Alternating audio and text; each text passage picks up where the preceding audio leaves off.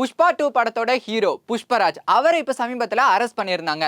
கோர்ட்டே ஜாமீன் கொடுத்த பிறகும் அவரை ஒரு நாள் நீதிமன்ற காவல்ல வச்சிருக்காங்க. எதுக்காக அவரை அரெஸ்ட் பண்ணாங்க? எதுக்காக அவரை காவல்ல வச்சிருந்தாங்க? இதுக்கு பின்னாடி ஏதாவது சதி இருக்கா?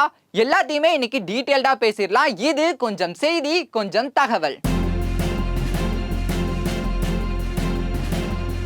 புஷ்பா 2 படம் இப்போ திரையரங்குல பயங்கர சக்சஸ்ஃபுல்லா வந்து ஓடிட்டு இருக்குன்னே சொல்லலாம். நாளே நாள்ல கிட்டத்தட்ட 1000 கோடிக்கு மேல வசூலை செஞ்சு பயங்கர சக்சஸ்ஃபுல்லா வந்து திரையில ஓடிட்டு இருக்கு. ஸோ இந்த படத்தோடைய ஹீரோ அல்லு அர்ஜுன் அவர்களை இப்போ ரீசெண்டா வந்து கைது பண்ணியிருந்தாங்க. ஸோ அது எதுக்காக அப்படிங்கிறத நம்ம இப்போ பார்க்கலாம். புஷ்பா 2 படம் ரிலீஸ் ஆகிறதுக்கு ஒரு நாளைக்கு முன்னாடி, அதாவது கடந்த 4ஆம் தேதி இதோடைய பிரீமியர் ஷோ வந்து நடந்திருக்கு. ஹைதராபாத்ல சந்தியா அப்படிங்கிற திரையரங்கத்துல வச்சு நடந்திருக்குன்னே சொல்லலாம். ஸோ இந்த படத்தை பார்க்கறதுக்காண்டி அல்லு அர்ஜுன் அவர்கள் வந்து தன்னோட ஃபேமிலியோட வந்து போயிருக்கிறாரு. ஃபேன்ஸுக்கு சர்ப்ரைஸ் பண்ணலாம் அப்படின்னு நினைச்சு போயிருக்கிறாரு. ஆனா இப்போ அவருக்கே அது சர்ப்ரைஸா முடிஞ்சிருக்குன்னு தான் சொல்லணும். ஸோ இவ்வளோ பெரிய ஒரு ஸ்டார் நம்ம திரையரங்குக்கு வராரு அப்படின்னு நம்ம கேள்விப்பட்டா என்ன பண்ணுவோம்? இதே வாங்கடா போய் தியேட்டர்ல அவரை பார்க்கணும், செல்ஃபி எடுக்கணும் அப்படின்னு சொல்லிட்டு ஸோ அங்க இருக்கிற ஃபேன்ஸ் எல்லாரும் இந்த நியூஸை அரசல் புரசலா கேள்விப்பட்டு எல்லாருமே அவரை பார்க்கறதுக்காக திரையரங்கை நோக்கி வந்திருக்கிறாங்க.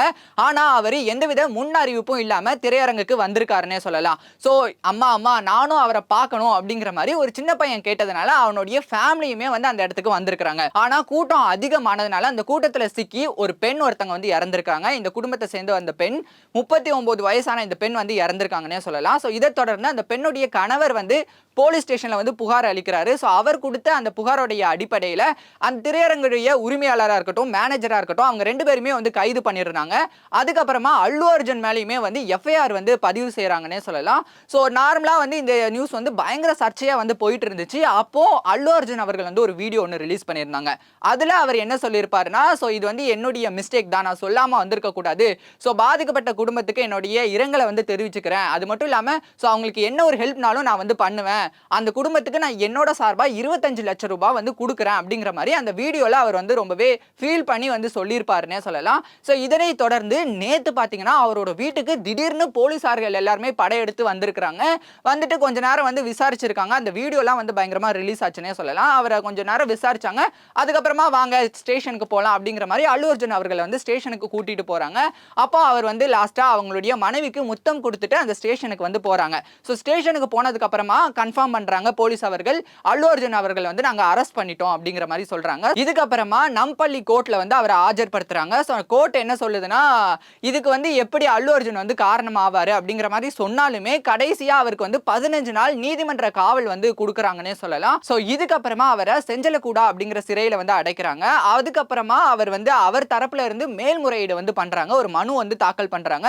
ஸோ அந்த கேஸ்க்கும் எனக்கும் சம்மந்தம் இல்லை, நானே வந்து அவங்களுக்கு 25 லட்சம் ரூபாய் கொடுக்கறதா சொன்ன பிறகு என்ன அரெஸ்ட் பண்ணியிருக்கிறது வந்து தப்பான ஒரு விஷயம். ஸோ நான் வந்து மன்னிப்பு கேட்டுக்கிறேன் அப்படிங்கிற மாதிரி சொல்லி இந்த கேஸை வந்து தள்ளுபடி பண்ணுங்க அப்படிங்கிற மாதிரி ஒரு மனு வந்து கொடுக்குறாரு. ஸோ அந்த மனுவோட அடிப்படையில் அல்லு அர்ஜுன் அவர்களுக்கு வந்து நேத்தே வந்து ஜாமீன் வழங்கிட்டாங்க. இருந்தாலுமே சிறைச்சாலை தரப்புல இருந்து என்ன சொல்றாங்கன்னா, ஸோ எங்களுக்கு இதை பத்தி எந்த விதமான டாக்குமெண்ட்ஸுமே இன்னும் கோர்ட் சைட்ல இருந்து வரல, அதனால எங்களால வந்து ரிலீஸ் பண்ண முடியாது அப்படிங்கிற மாதிரி சொல்லிடுறாங்க. ஸோ அதனால நேற்று நைட்டு ஃபுல்லாவே அல்லு அர்ஜுன் அவர்கள் வந்து அந்த சிறைச்சாலையில தான் வந்து இருந்திருக்காங்க. இன்னைக்கு காலையில தான் அவர் வந்து ரிலீஸ் ஆயிருக்காருன்னே சொல்லலாம். ரிலீஸ் ஆனதுக்கு அப்புறமா அவர் என்ன சொல்லியிருக்காருன்னா, பாதிக்கப்பட்ட குடும்பத்துக்கு நான் ரொம்பவே வருத்தம் தெரிவிச்சுக்கிறேன். ஸோ நான் இதை வந்து ரொம்பவே ஃபீல் பண்ணிட்டு தான் இருக்கேன் அப்படிங்கிற மாதிரி சொல்லியிருக்காரு. அது மட்டும் இல்லாமல் நான் வந்து கவர்மெண்ட்டை மதிக்கிறேன் அப்படிங்கிற மாதிரியும் வந்து சொல்லியிருக்காங்க. ஸோ இப்போ வந்து அவர் வீட்டுக்கு போய் சேர்ந்துட்டாருன்னே சொல்லலாம்.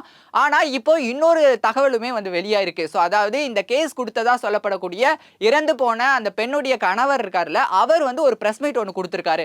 அந்த பிரஸ் மீட்ல என்ன சொல்லியிருக்காருன்னா, அல்லு அர்ஜுன் அவர்கள் வந்து ரொம்பவே வந்து நல்லவர். ஸோ அல்லு அர்ஜுன் பத்தி எங்களுக்கு நல்லாவே தெரியும். என் பையன் வந்து அவரை பார்க்கணும்னு ஆசைப்பட்டதுனால தான் நாங்கள் வந்து அவரை கூட்டிட்டு போயிருந்தோம் அந்த தியேட்டருக்கு. ஸோ இதுக்கும் அல்லு அர்ஜுனுக்கும் எந்தவித சம்பந்தமும் இல்லை. அது மட்டும் இல்லாமல் போலீஸுமே எங்களுக்கு எந்தவித தகவலுமே வந்து தெரிவிக்கல. தெரிஞ்சிருந்தா நான் வந்து முன்னாடியே இந்த கேஸை வாபஸ் வாங்கியிருப்பேன் அப்படிங்கிற மாதிரியும் அவர் சொல்லியிருக்காரு. பாதிக்கப்பட்ட நபரே இப்படி ஒரு வாக்குமூலம் வந்து கொடுத்துட்டாரு. அது மட்டும் இல்லாமல் நீதிமன்றமே வந்து ஜாமீன் வழங்கிருச்சு. இருந்தாலுமே வந்து அல்லு அர்ஜுன் நேற்று ஃபுல்லா வந்து சிறையில் இருந்திருக்காங்க.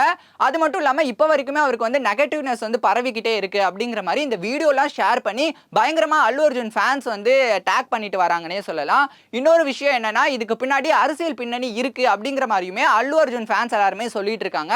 ஸோ நீங்க என்ன நினைக்கிறீங்க? இதுக்கு பின்னாடி அரசியல் பின்னணி இருக்கா இல்லையா? அல்லு அர்ஜுன் பண்ணது சரியா தப்பா அப்படிங்கறத கீழே இருக்க கமெண்ட் பாக்ஸ்ல மறக்காம கமெண்ட் பண்ணுங்க. இந்த வீடியோ உங்களுக்கு பிடிச்சிருக்கும்னு நினைக்கிறேன். பிடிச்சிருந்தா மறக்காம லைக் பண்ணுங்க, ஷேர் பண்ணுங்க, கமெண்ட் பண்ணுங்க. மறக்காம வி நியூஸ் 27 சேனலுக்கு சப்ஸ்கிரைப் பண்ணிட்டு பக்கத்துல இருக்க பெல் ஐகானை கிளிக் பண்ணுங்க.